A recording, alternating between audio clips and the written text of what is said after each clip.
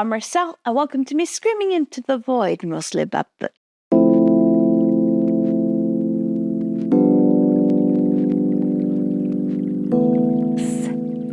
I am doing Criminality's Read What You Own challenge, where I am going to read 100 books that I own before I'm allowed to buy anymore.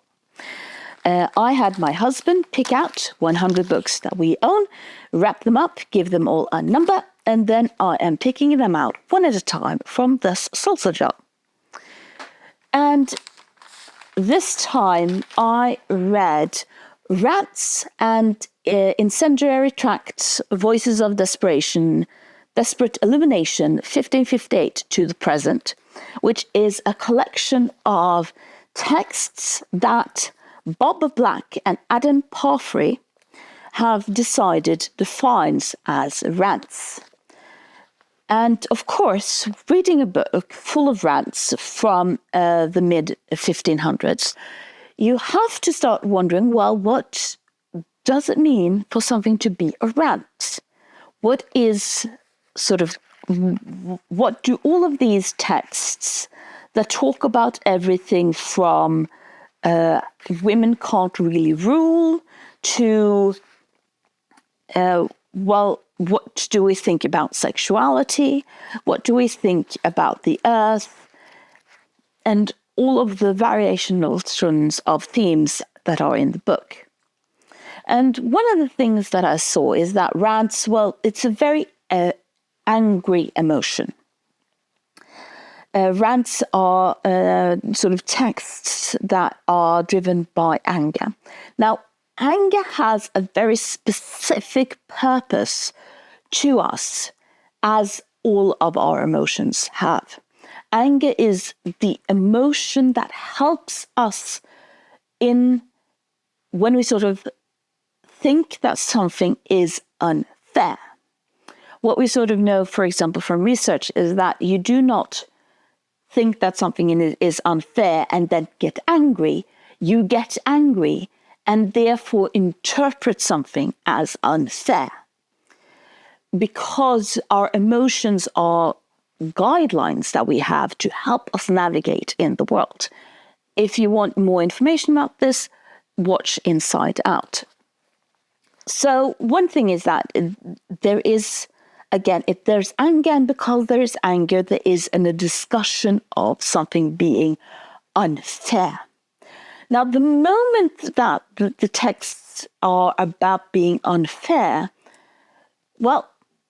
it means that someone is doing something that is unfair, and very often to me. So reading these texts, you see that there are implicit three partners in these texts.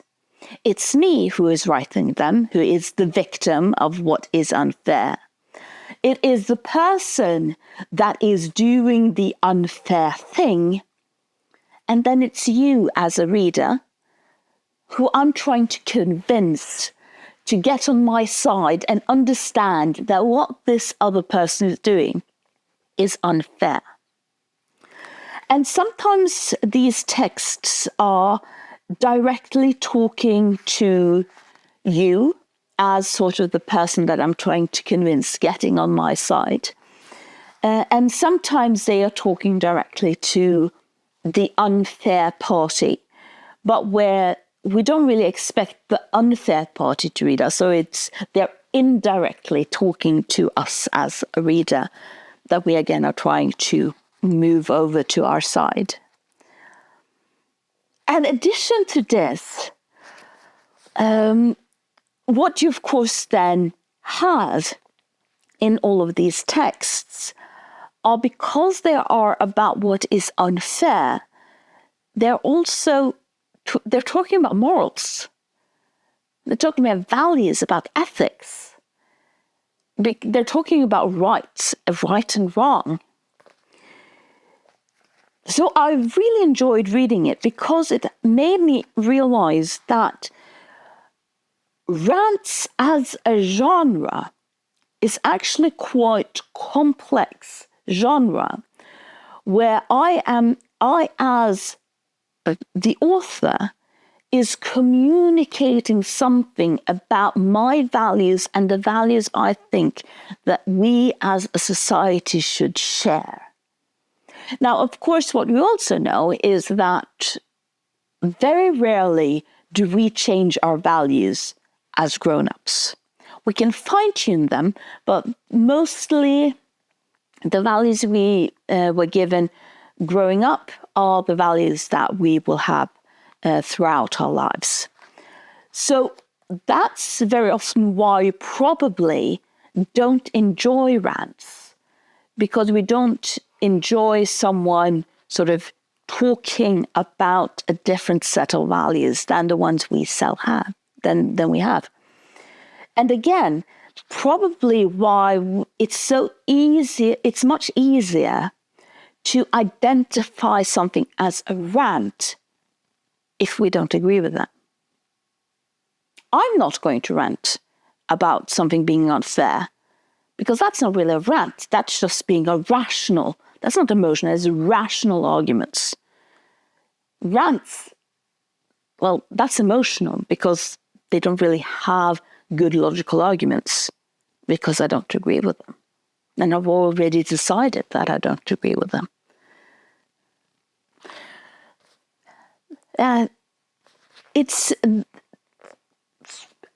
really, really enjoyed the book, but I've probably enjoyed more reflecting on the genre of rants more than the individual texts themselves.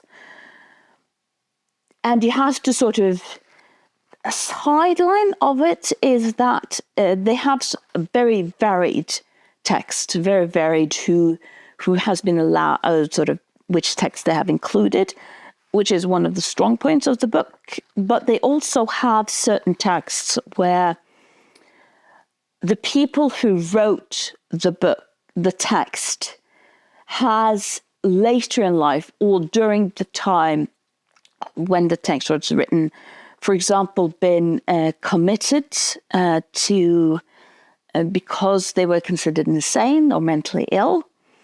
And there is part of me that is kind of iffy about should you include texts by people who are mentally ill in a book that is very much considered political and moral. But then again, could probably try a rant about that. So that was rants. And I'm now going to figure out what is the next book I'm going to read. I'm trying to figure out a number here, not trying to look at it too much, spoil it. And book 20. So I'm now going to go into my magical little bag of books and just give me a moment.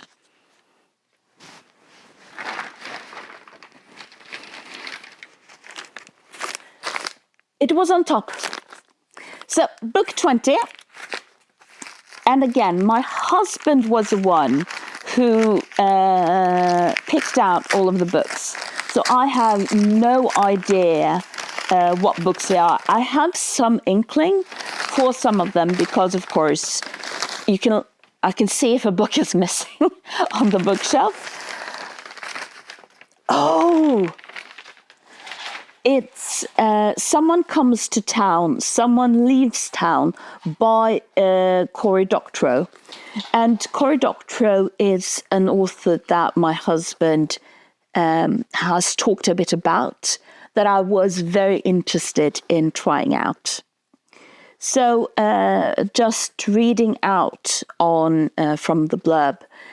Alan is a middle-aged entrepreneur in contemporary Toronto who has devoted himself to fixing up a house in a bohemian neighborhood. This naturally brings him in contact with a house full of students and layabouts next door, including a young woman who, in a moment of stress, reveals to him that she has wings. Wings, moreover, which grows back after each attempt to cut them off. Alan understands. He himself has a secret or two. His father is a mountain, his mother is a washing machine, and among his brothers are a set of Russian nesting dolls. Now, 2 of the 3 nesting dolls, Edward and Frederick, are on his doorstep, well on their way to starvation because their innermost member, George, has vanished. It appears that yet another brother, Davy, whom Alan and his other siblings killed years ago, may have returned bent on revenge. As I stated, I have really, really wanted to check out Cory Doctorow. I think that's how I pronounce his name, Cory Doctorow, yeah. And so join me next time to figure out when someone comes to town, then someone leaves town. And thank you for listening to me screaming into the void.